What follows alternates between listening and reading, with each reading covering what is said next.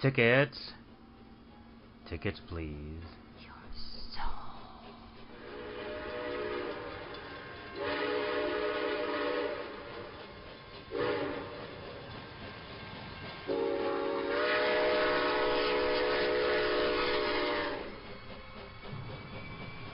Step inside, take a ride upon the Terror Train.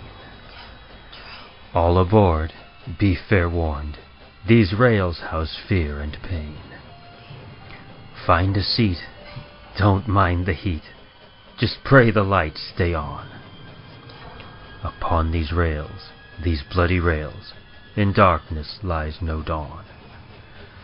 Yes, step inside, come crawl or glide, with us you shall remain. Upon this ride, this hellish ride, we call the Terror Train.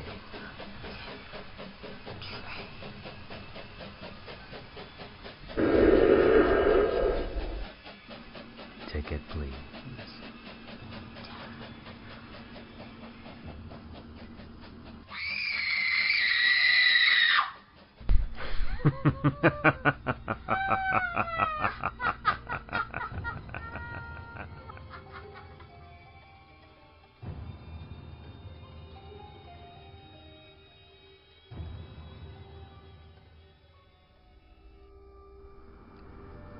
James Ward Kirk Publications presents Terror Train.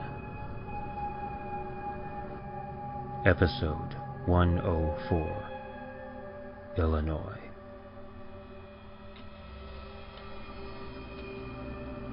Welcome aboard. Welcome to my home. I am the disembodied voice, your ghost host, so to speak. Call me Terror.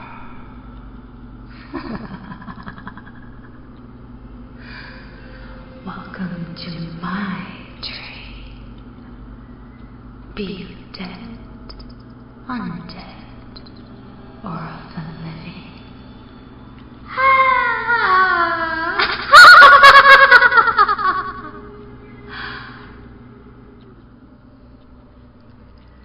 Tonight, we extend our bloody hand to Mike Jansen, boarding from Illinois. Not a novice, so he says, of all things haunted.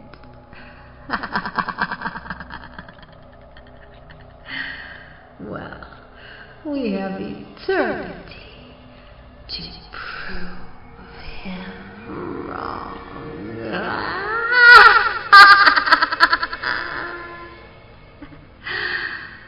His bloody ticket reads, Rat on Track.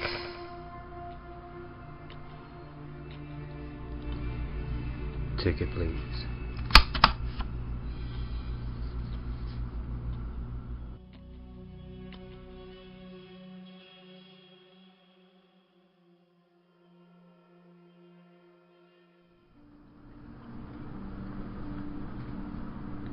Right on Track by Mike Jansen. We spent that 4th of July in Hempstead, attending the festivities in Town Square, reveling in the warmth. Old and young, men and women, white and black, it was a day to commemorate historical events and remember the lessons taught in school. To this very day, my memories of that day are crisp. For a short time, we forgot last year's bad harvest and the dry spell that continued into this year, for the 6th year in a row. That day, we didn't go hungry, like so many times before. I picked up Freddie and Tim near the statue of Captain Wharton, Hempstead's own great war hero. Freddie was my oldest and dearest friend. When our teacher, Mr. Holloway, introduced us in Bible class, I immediately felt a click with this scrawny, awkward kid, although not so much an attraction as a mutual understanding that there was strength in numbers. We had been inseparable since that first day in school. Tim was a more recent addition. His parents had moved into Hempstead 3 years earlier. Tim's dad needed work, since most farm jobs in the Great Dust Bowl had disappeared. Hempstead was by no means wealthy, but there was always room for someone willing to work hard. Tim was a dreamer, always thinking up schemes to get wealthy, or famous, or both. Most of the trouble we got into was Tim's doing. The last of our merry band was dark-haired Nancy Grundig, regular tomboy, braver than all of us combined. We saw her on the stage with her father, in a pretty dress we knew she despised, especially now that her body was beginning to show curves. We waved at her, knowing she hated when we did that, and fully aware she would punch us, hard, when we would meet on Coal Miner's Track at the end of the afternoon. "There she is," Freddie said. He threw another rock down the slope, watching it raise puffs of dust where it hit the ground until it rested against a rusty rail track that ran past the foot of the hill. "Took her time," I said.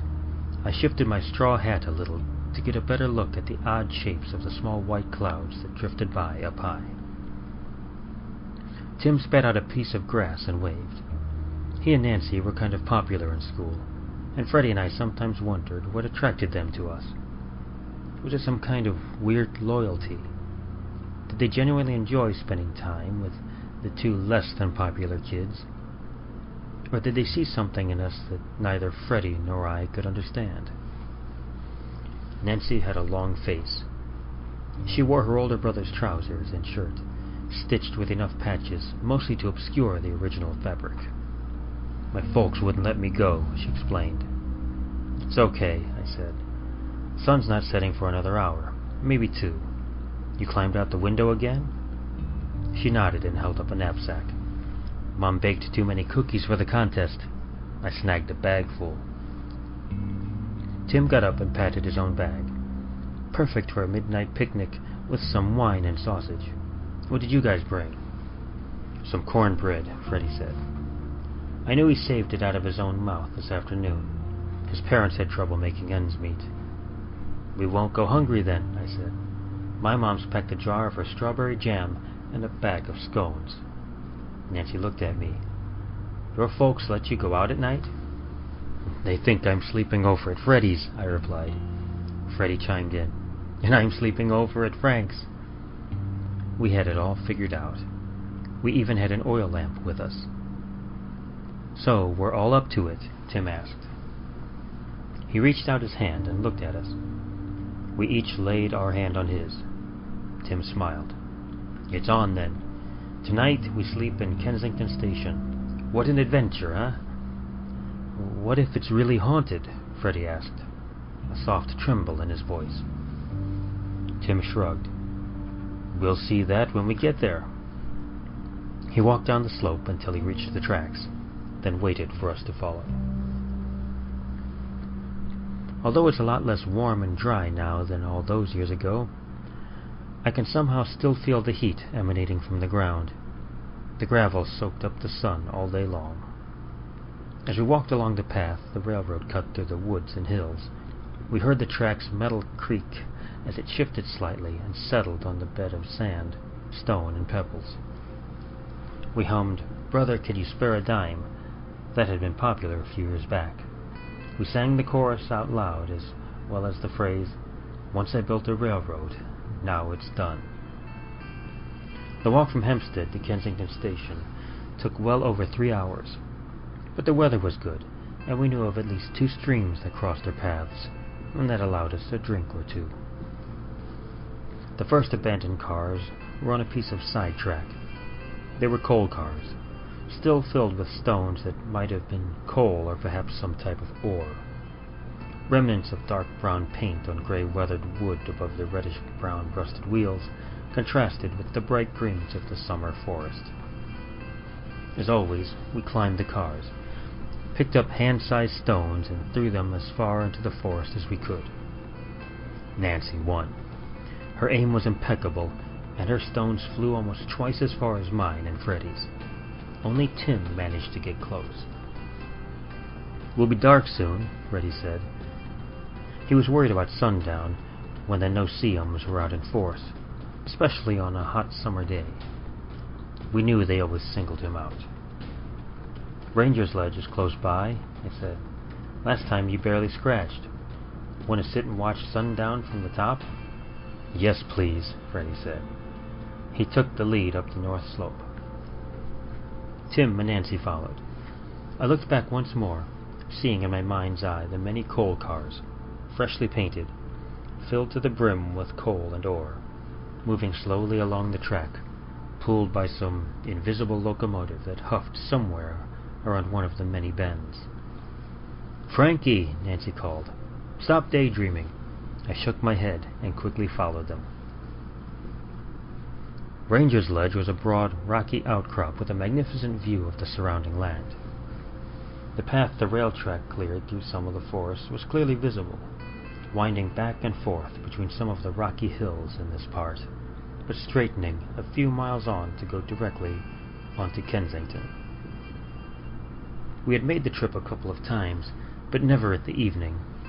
It was Tim's idea to venture out at night. He called it a grand adventure. "Come on, guys. You can all call me Tim Sawyer, and we'll find our pot of gold in the thieves' den below Kensington Station." "You've read one book too many, Tim," I told him. "Still, I like the idea of walking around there at night, albeit with a torch and my friends close by." The whole notion excited my friends and me as well. We decided on the night of the 4th of July, hoping our parents would be too exhausted or inebriated to check up on us. We would be back the following day, somewhere in the afternoon.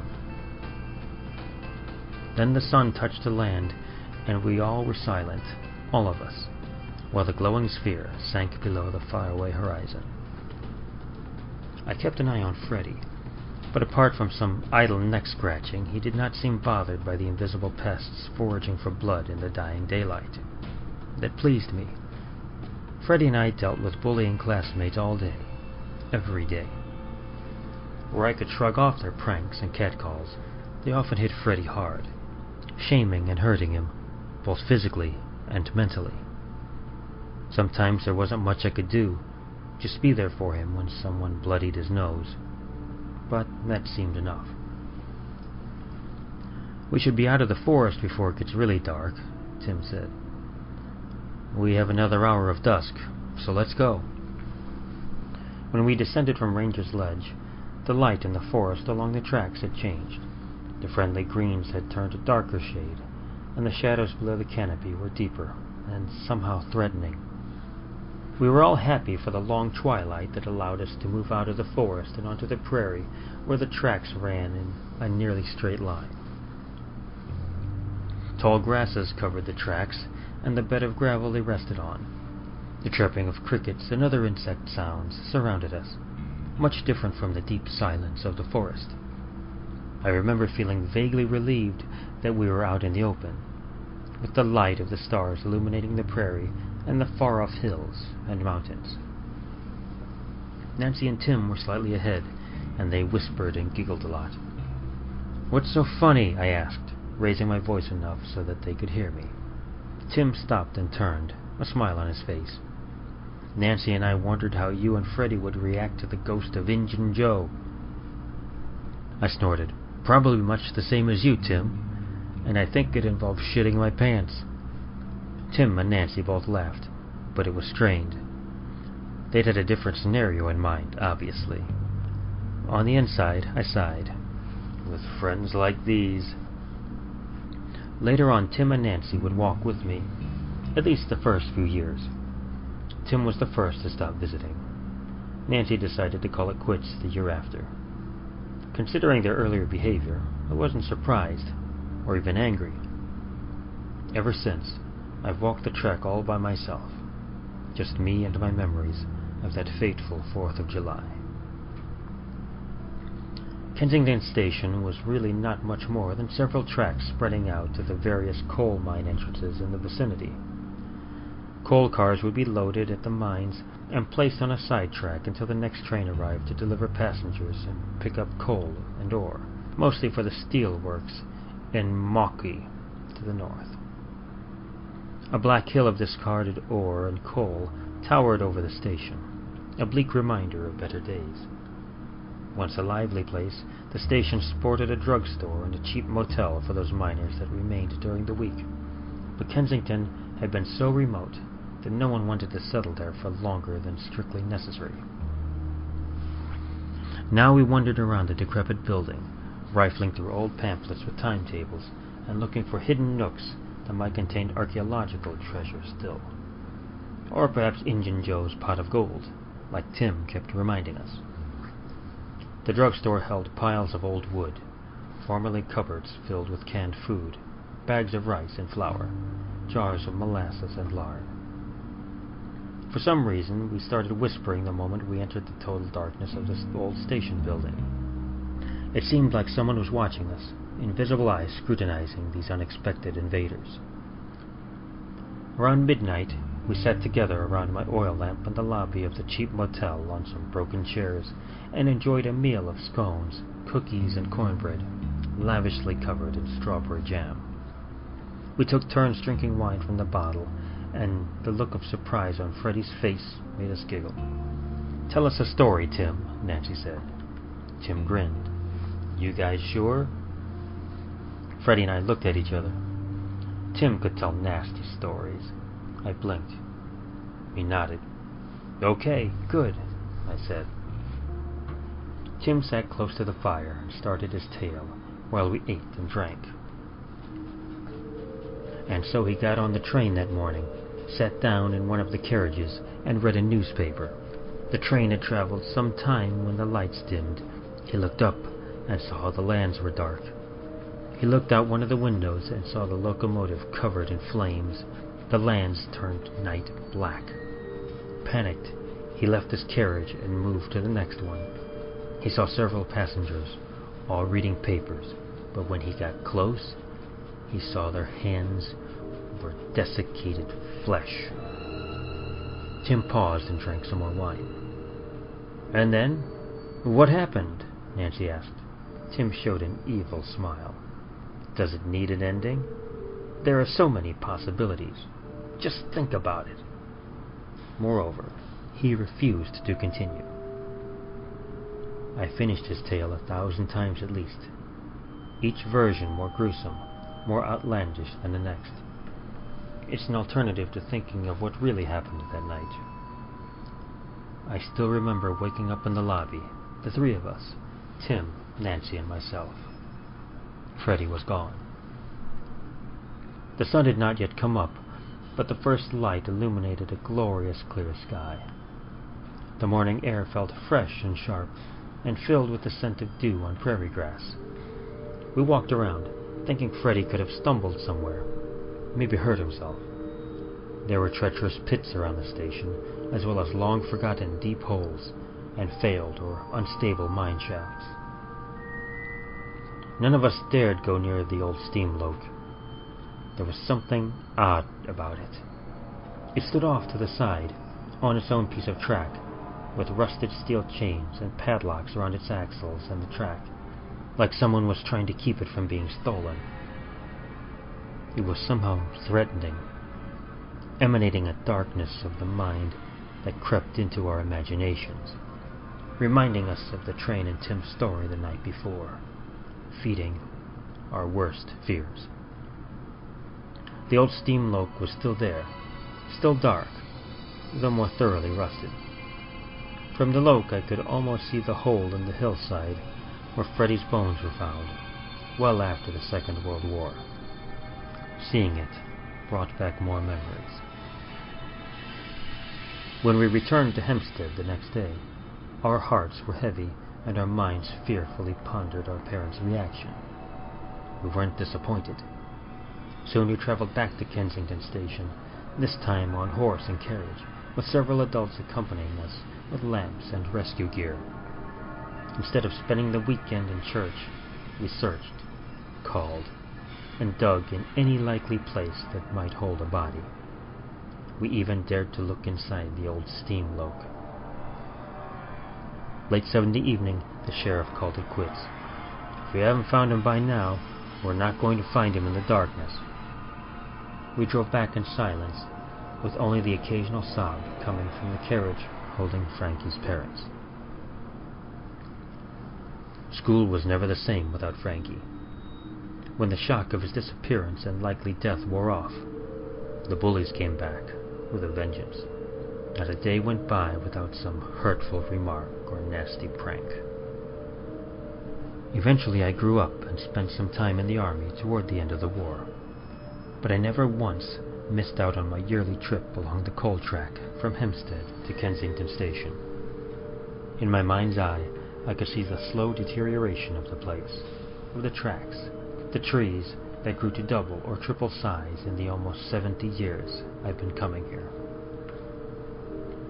Today's another 4th of July and the weather is good, almost as perfect as that fateful day, although the sky is crisscrossed with high-altitude contrails. I've walked along the track, following the exact same route we did so long ago, reminiscing, feeling the same feelings I felt back then, now filtered through years of experience and a calloused soul. At Kensington Station, I located the hole Frankie's remains were found in, and I sat down in the warm sand. I folded my hands and said a short prayer. Missed you, man. Missed you a lot all these years. I sighed and felt my eyes burn. What's with the deep sigh? A voice behind me said. I turned to look at the stranger. I blinked a few times to clear my eyes. A friend of mine died here, in this hole. Ah, yes, the old shafts. Deep, dangerous, and unstable, the stranger said. I missed you too, Frank. My heart skipped a beat when the stranger not only identified me, but did so with Freddy's exact voice.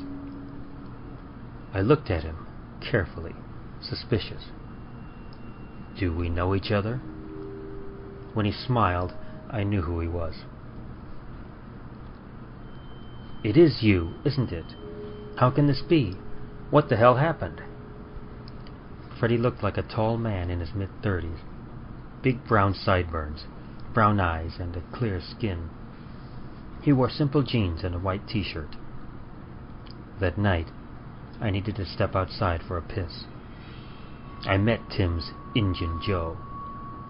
His face contorted as if he felt some unseen pain.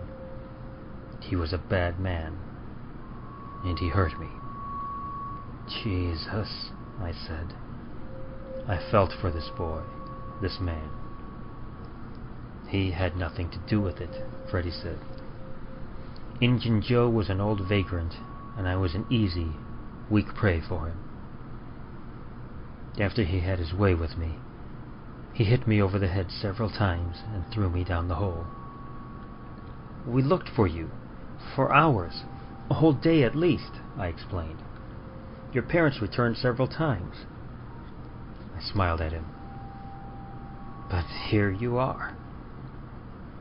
I know. I heard you, but I couldn't answer. When I heard everyone leave and the darkness came, I gave up. Freddy's lips showed a thin smile.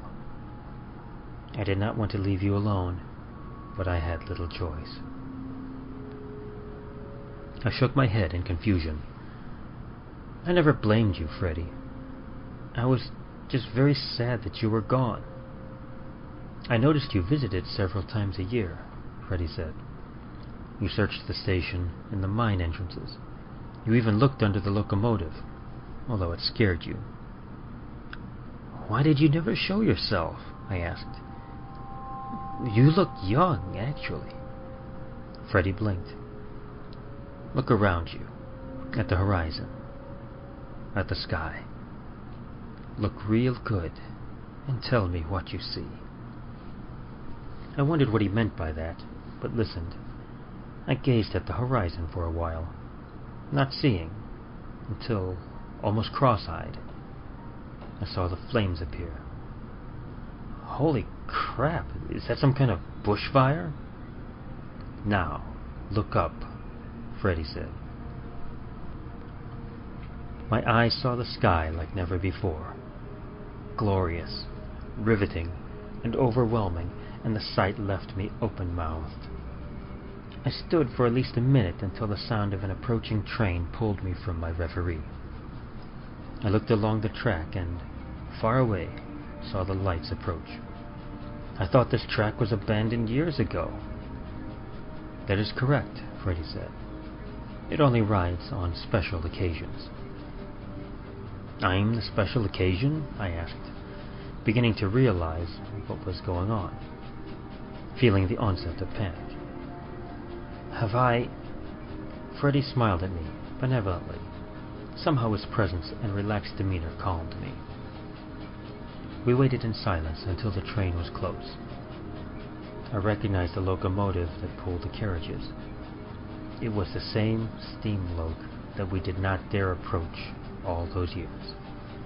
We walked onto the platform of Kensington Station and watched the train arrive in a cloud of steam and loud hissing. When it came to a full stop, Freddy approached the first carriage and opened the door. He looked at me from the opening and said, "Well, are you coming?" "Is it safe?" I asked. "Don't we need a ticket?" "Come sit with me," Freddy said. Hesitantly, I entered and looked inside some of the compartments. I discovered no desiccated hands holding newspapers. Nothing out of the ordinary. I sat across from Freddy. "I know you missed me, Frank," Freddy said.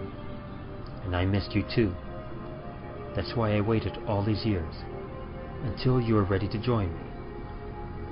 It did come for me, back then." With a soft jolt, the train started to move. We rolled out of the station, and now, when I looked out the window, the flames on the horizon were quite clear, red and yellow tongues rising up from the blackness of the land, trying to reach the blue and white light that emanated from directly above. Continuous forks of lightning crossing the sky illuminated dreamscapes and nightmares alike. "So, where does this lead?" I asked Freddy. He shrugged. "Who can tell? For all we know, the journey lasts forever, and we can relive our lives endlessly." I considered that. What if we get tired or bored? I'm pretty sure there will be choices ahead. There's always a choice. "So, you have no specific destination? No judge to appoint a final resting place?" I snorted. "I'm pretty sure Mr. Holloway would call us heathens and blasphemers." Freddy smiled. He obviously remembered Bible class. People waste time attaining sometimes impossible goals. All the while they forget to look around and enjoy the path leading up to those goals. And what better way to enjoy that than with a true friend? I smiled, thinking of all the adventures Freddy and I had along the tracks and the trails through the hills and forest. Yeah, I remember. It was always about the journey. In the reflection of the window, I saw us as two young boys, excited, happy, looking at the wonders of the outside world, ready for another journey. I sighed. All was well.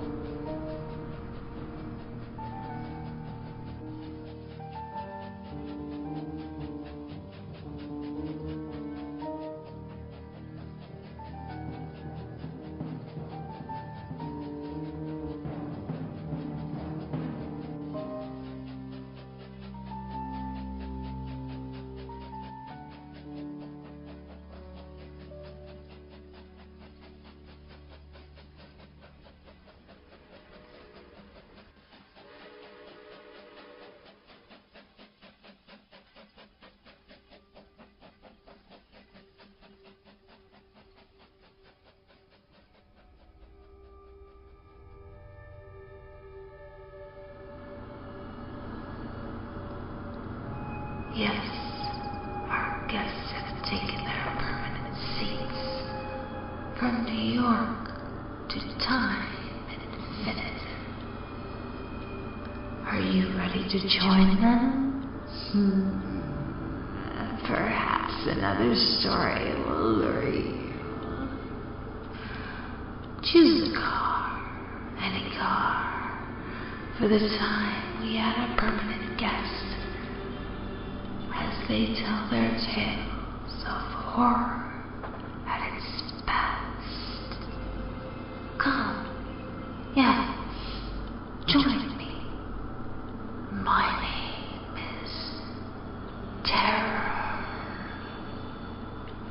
who rides the rails eternally upon the Terror Train.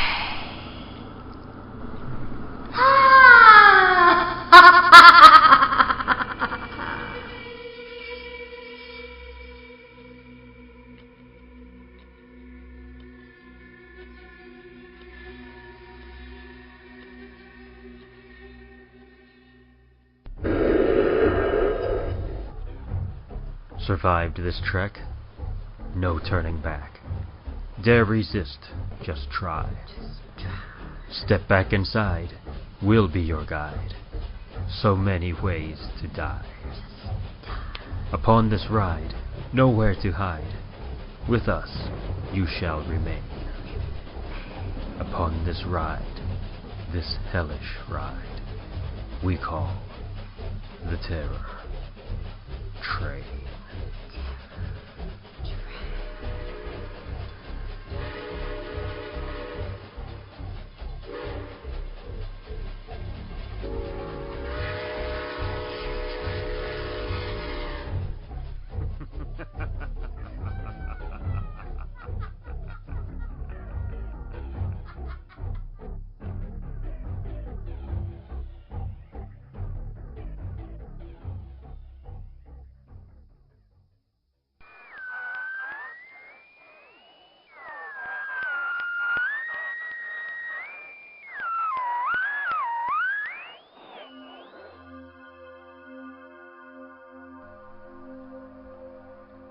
Terror Train Podcast, Episode 104, Illinois.